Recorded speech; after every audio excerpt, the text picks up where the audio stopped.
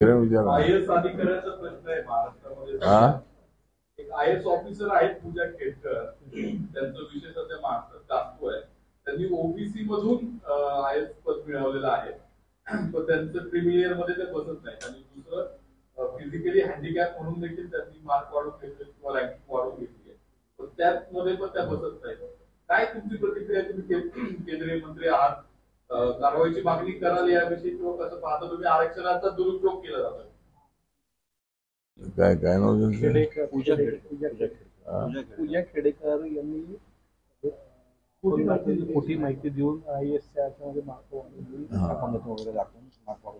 पूजा खेडेकर आहे, त्यांनी चुकीची माहिती देऊ किंवा चुकीचं रेकॉर्ड फॉल्स रेकॉर्ड देऊ तर रिझर्वेशनचा फायदा उठवला असेल तर ते अत्यंत गैर आहे. त्यामुळं नक्कीच त्याची पूर्णपणे चौकशी झाली पाहिजे आणि त्याच्यामध्ये त्या दोषी आढळल्या तर त्यांना त्या पदावरून हटवलं पाहिजे, अशी आपली सूचना राहणार आहे.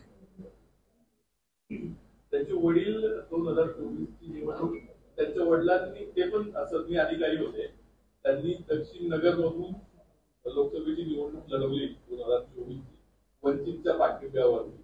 त्यांची एक 40 कोटीच्या वरती प्रॉपर्टी दिसते आणि तरी त्यांनी आरक्षणाचा लाभ घेतला. त्या मला माहिती आहे, म्हणजे निवडणूक लढली असतील, ते ओबीसी असो की कोणी असो, निवडणूक लढण्याचा अधिकार आहे आणि त्याप्रमाणे त्यांनी निवडणूक लढली असेल.